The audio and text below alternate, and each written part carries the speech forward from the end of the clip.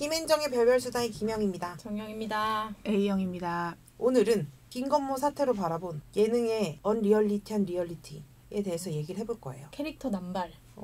무책임한 캐릭터 설정 이런 거에 대해서 얘기를 해볼 겁니다. 근데 진짜 못 보겠더라고 요즘. 예능을? 한동안 TV를 안 보다가 한 일주일 정도 국내 방송을 이렇게 좀 쭉 보고 있는데 하나도 그냥 넘어갈 수가 없다. 어느 하나 내 눈에 거슬리지 않는 게 없다. 거슬리지 않는 게 없다. 생생 정보조차 거슬리더라.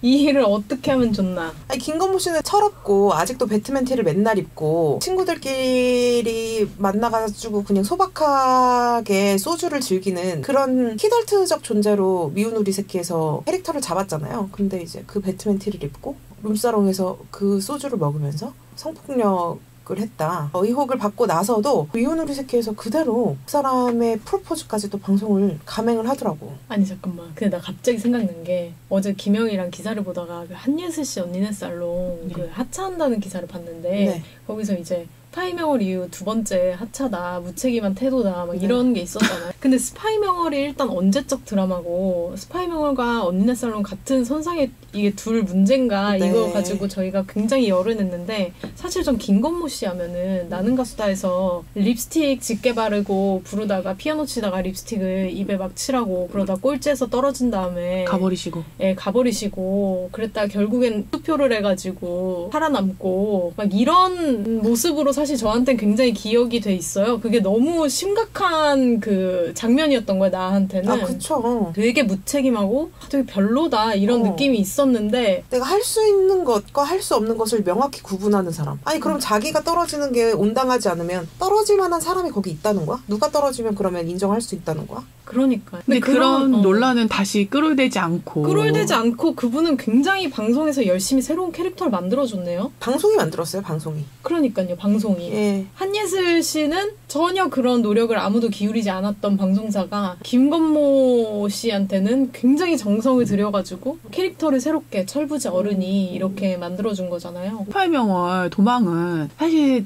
열악한 드라마 제작 현장에서 배우가 뛰쳐나간 거잖아요. 그게 뭐 본인이 꼴찌했다고 뛰쳐나갔습니까?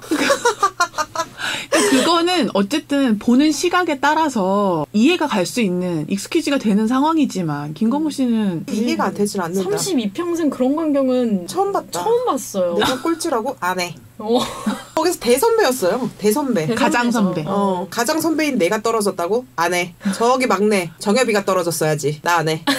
치가 떨리네. 갑자기. 아니 근데 나는 이거야. 그 의혹이 강력하게 제기되고 거기서 되게 명확해 보이는 증거를 여러 개 제출했잖아요. 그걸 이제 유튜브를 통해서 공개를 했잖아. 가로세로 연구소에서. 네. 그 이후에도 방송을 감행했다는 거. 그리고 그 방송 소재가 프로포즈였잖아요. 네네네네. 방송 소재가 프로포즈였는데 아니 그게 프로포즈가 김건모 씨 하나만의 문제입니까? 그쵸. 뭐 혼자 한 건 아니니까.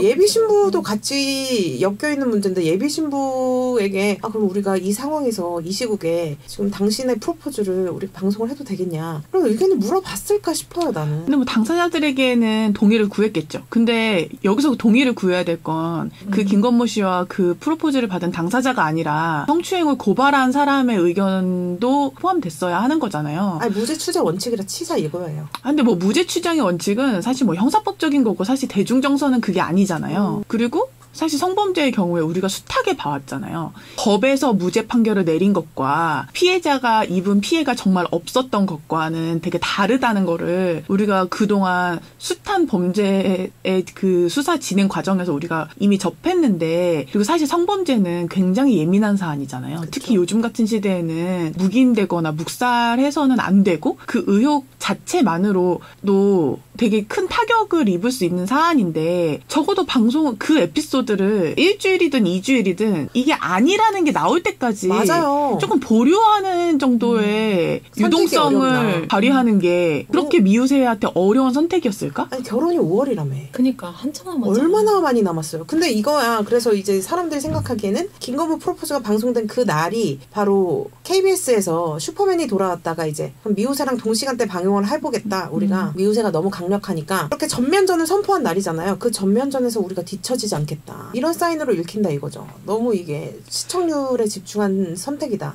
근데 결과적으로 시청률도 잘 나오지 않았다. 그렇죠. 그리고 저는 사실 요즘에 관찰 예능이 굉장히 많잖아요. 근데 여러 관찰 예능의 문제점을 지적하려면 정말 한 에피소드를 통 털어도 모자랄 지경이지만 사실 승츠비나 이런 것들이 논란에서 가장 많이 부각시켰던 게 미운우리 새끼잖아요.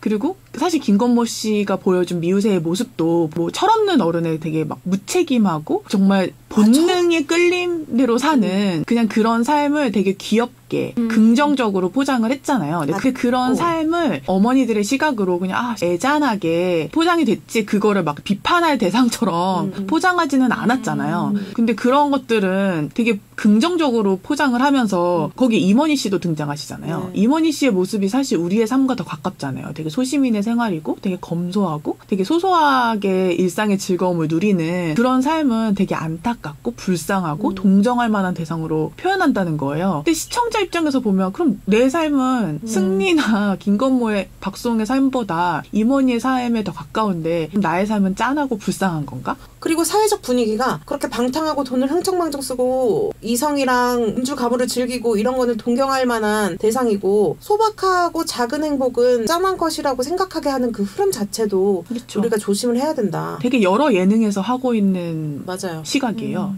근데 이건 제가 커뮤니케이션 공부할 때도 되게 깨서도 말이 많은 건데 그래서 사람들이 그렇게 생각하기 때문에 미디어가 그것을 반영하는 것인가 아니면 미디어가 그렇게 보여주기 때문에 사람들이 그렇게 생각하게 되는 것인가 사실 이거는 뭐가 먼저인지 잘 알 수가 없어요. 검증하기가 엄청 어려운 부분인데 어쨌든 저는 그 콘텐츠를 만드는 사람의 입장에서는 우리의 콘텐츠가 사람들을 그렇게 행동하게 만들 수 있다. 사람들의 행동에 미디어가 영향을 줄 수 있다라는 관점에서 생각하고 굉장히 조심성 있게 만들어야 된다고 생각해요. 아무리 이 사회적인 분위기가 쓸 땐 써야지 팍팍 쓰는 게 맞는 거고 뭐 욜로 해야 되고 뭐 이런 식으로 너 돈 아끼고 저축하는 건 굉장히 짠하고 궁상맞은 거야 라고 생각하는 사람들이 많을지라도 시청률이 다가 아니잖아요. 어쨌든 올바른 여론 형성을 기여하는 것도 미디어의 몫이기 때문에 설사 사람들이 그렇게 생각을 할지라도 미디어에서는 그걸 다룸에 있어서 굉장히 조심해야 된다. 그렇지 않은 방향으로 묘사하도록 해야 된다 라고 저는 생각하는데 어저께 본 예능도 슬기로운 어린이 생활에 AOA 찬미 씨가 나왔는데 저는 보면서 굉장히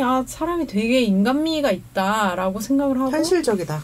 막 붕어빵 사 먹고 막 기다리면서 춤추고 막 이러잖아요. 신나가지고 막 그런 것들이 나같기도 하고 막 이런 느낌이 들었는데 그걸 이제 장성규 씨가 진짜 짠미네 짠미 이랬어요. 왜냐면 그분이 막 세일하는 것만 사고 1+1을 사고 막 이렇게 하니까 그 다음에 뭐 버스 타고 다니고 걸어 다니고 그러니까 나는 그게 짠순이다 돈을 아낀다라는 의미의 짠미라고 생각했는데 자막에는 짠한 찬미라고 나오는 이건 진짜 검소한 건 짠한 겁니까?